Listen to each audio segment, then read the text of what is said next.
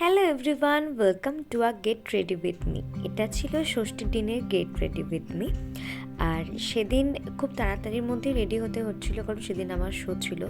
তাই already skin prep করে বসেছিলাম। তারপরে একটা প্রাইমার ইউজ করেছিলাম, যেটা ছিল ব্লু হেভেনে। তারপর ইউজ করেছিলাম একটা লিকুইড হাইলাইটার, আর সেটাকে ভালোভাবে ব্লেন্ড করে নিচ্ছিলাম।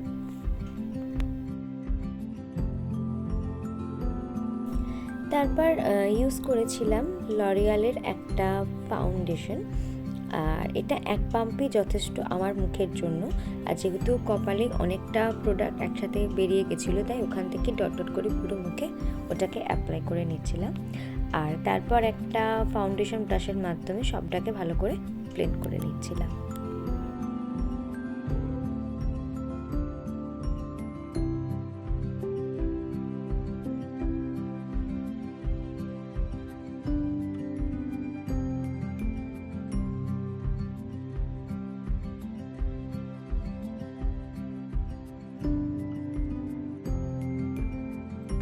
তারপর যাতে সব কিছু আরও ভালোভাবে ব্লেন্ড হয়, একটা বিউটি ব্লেন্ডারের মাধ্যমে বাকি সব কিছু আরও একবার ব্লেন্ড করে নিচ্ছিলাম।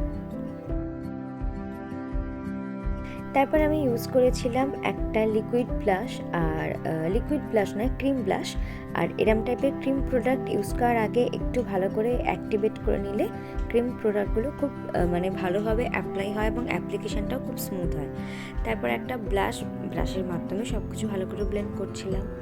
আর এই ব্লাশটা এতটাই ভালো যে আমি একটু চোখে as a base of eye shadow হিসাবে ইউজ করছিলাম, আই শ্যাডো বেস হিসাবে। আর এদিকটায় দেখো একটু বেশি হয়ে গেছিলো, আর সেই জন্য একটু বিউটি ব্লেন্ডারের মাধ্যমে ব্লেন্ড করে নিচ্ছিলাম। বিউটি ব্লেন্ডার অ্যাকচুয়ালি না, এক্সট্রা যে প্রোডাক্ট থাকে সেটাকেও অনেকটা বেশি ব্লেন্ড হতে সাহায্য করে। এক্সট্রা কোনো কিছু থাকে না ফেসের মধ্যে, সেটা বিউটি ব্লেন্ডার টেনে নেয়, তো ফলে ব্লেন্ডিংটা ভীষণ ভালো হয়।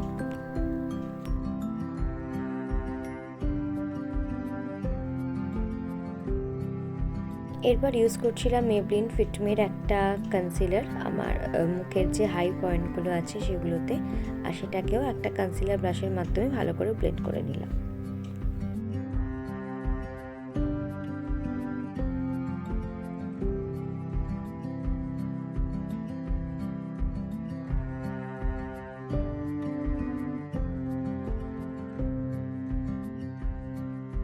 তারপর ইউজ করছি এখানে মেবলিনের কম্প্যাক্ট। আর সবসময় কনসিলার ইউজ করার পরে চোখের তলায় যে ক্রিজগুলো পড়ে যায় সেটাকে অবশ্যই একবার ব্লেন্ড করে নেবে, তারপর পাউডার প্রোডাক্ট ইউজ করবে। এটা এর আগে ভিডিওতেও আমি বলেছি, তো আর একবার বললাম, না হলে ওটা পাউডারগুলো ওই ক্রিজিংয়ে জমে গিয়ে খুব বাজে দেখতে লাগে। আর সবসময়তে কান, নিজের গলা এগুলো কভার করবে, না হলে শুধু মুখটা যদি ওরকম লাগে দেখতে সেটাও খুব বাজে লাগে, তো অলওয়েজ কভার ইওর নেক।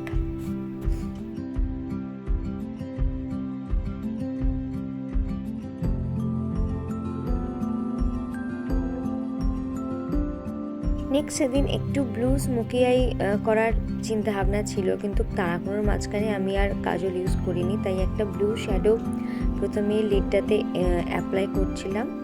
আর তারপর সেটাকে একটা লাইট পিঙ্ক কালার, একদম লাইট পিঙ্ক কালার মাধ্যমে ভালো করে ব্লেন্ড করে নিয়েছিলাম।